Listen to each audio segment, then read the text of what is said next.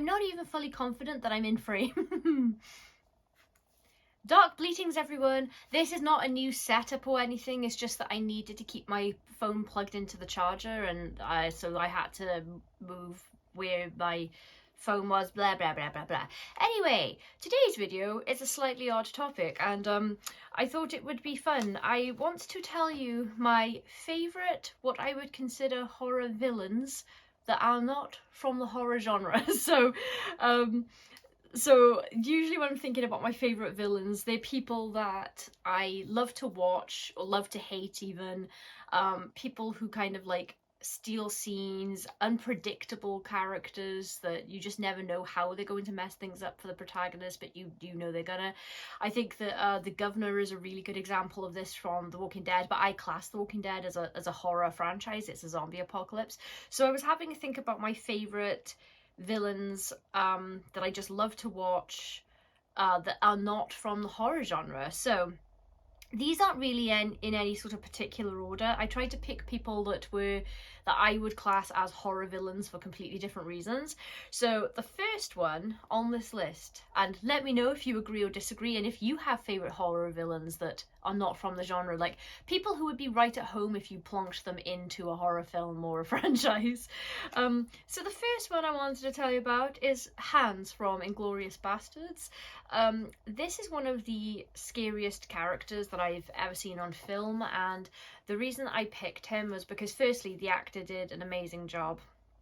The writing was really good for him, and this one was a bit of a weird one because obviously this is I've only seen Inglourious Basterds once, and the main takeaway was Hans for me. I remember like all of his scenes.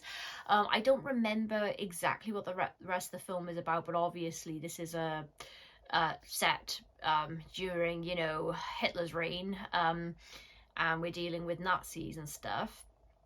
And I just thought that he was horrifying because obviously this comes from real world contexts.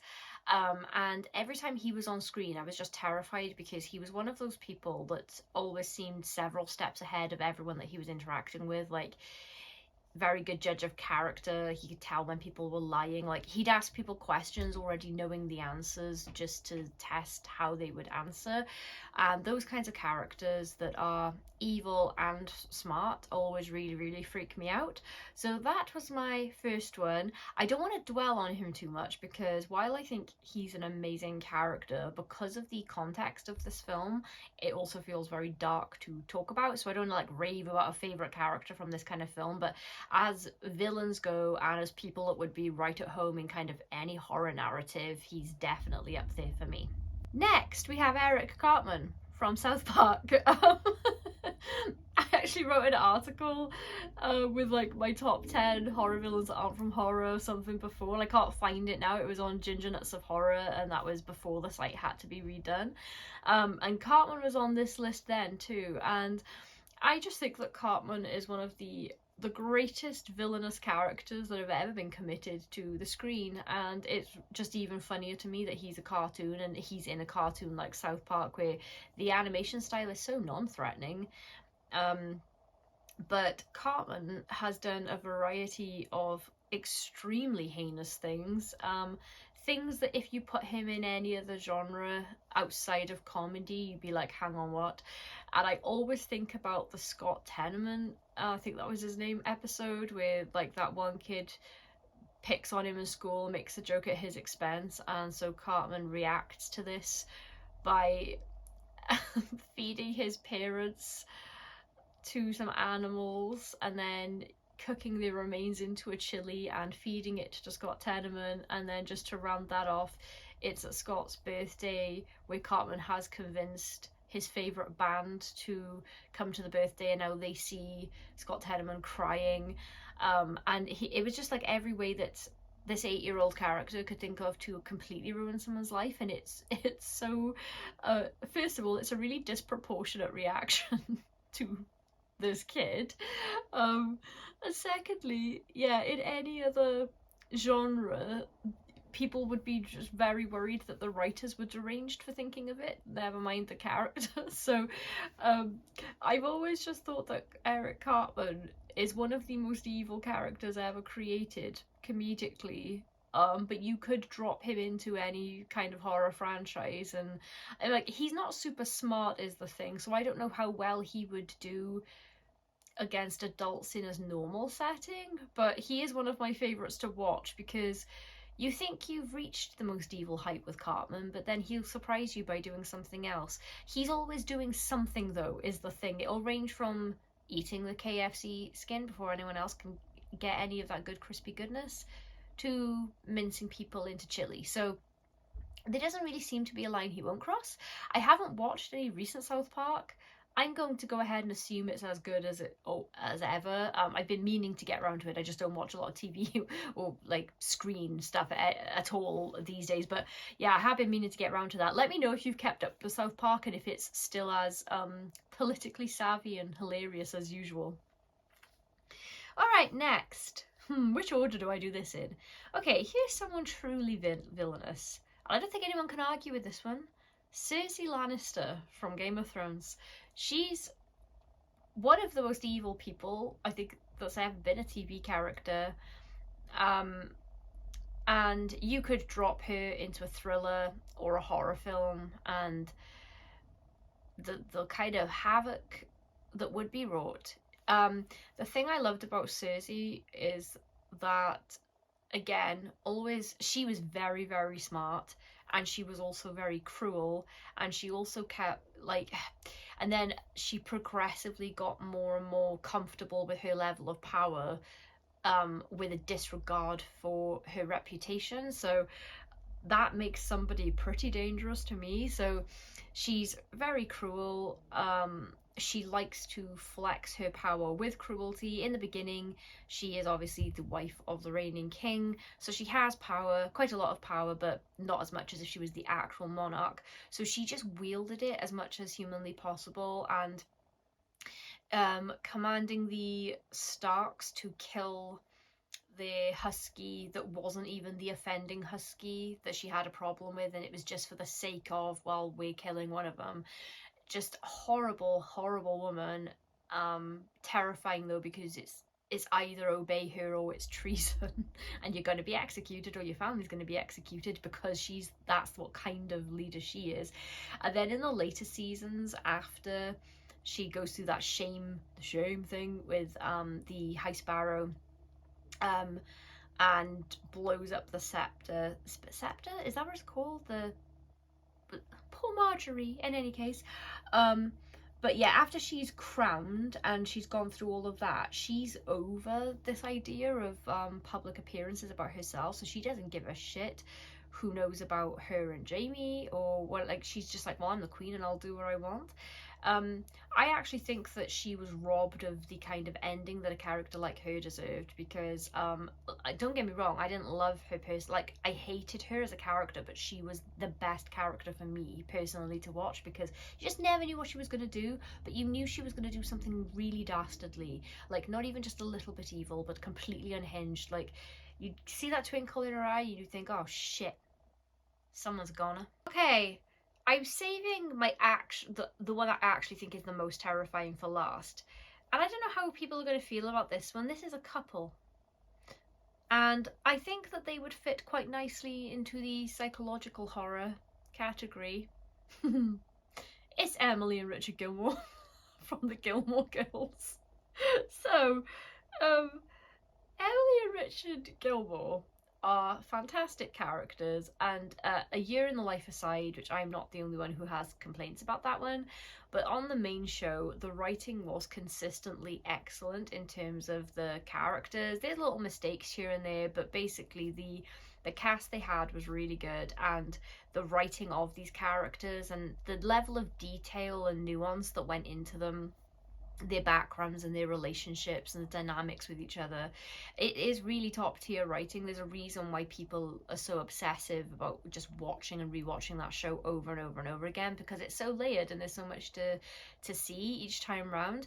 But if for those who aren't familiar, because I'm assuming that most people who watch my videos are like horror fans, and maybe a lot of you won't have seen Gilmore Girls, it's the story of Lorelai and her daughter Rory, who she had when she was 16. and she starts off kind of estranged from her parents, who are very, very rich. And Lorelai left home after her baby was born, because she didn't want to have the silver spoon kind of lifestyle. She wanted to make her own money and have her own independence and make her own decisions about how her child was going to be raised, because she feels that she was raised in a very cold environment that was devoid of, love and respect and attention, which is what she wanted to give her daughter, which was more important to her than money. And Emily and Richard Gilmore are Lorelai's parents, and the fan base typically loves them.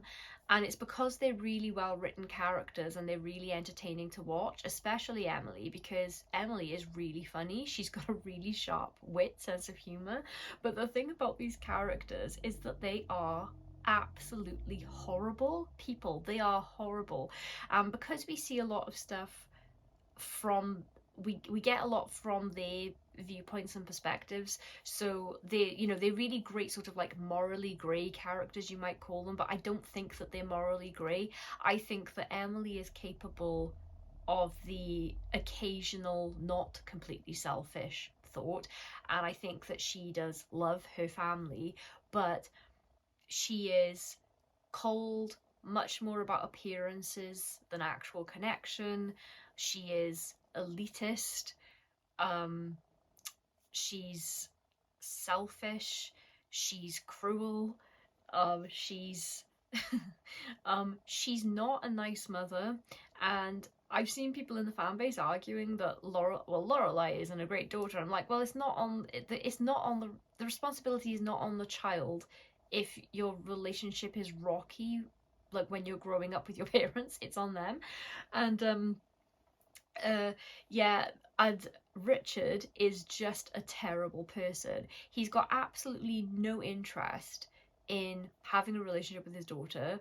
He's ashamed of her because she got pregnant at 16, and that's all that will ever matter to him. That's like the overriding thing at all times.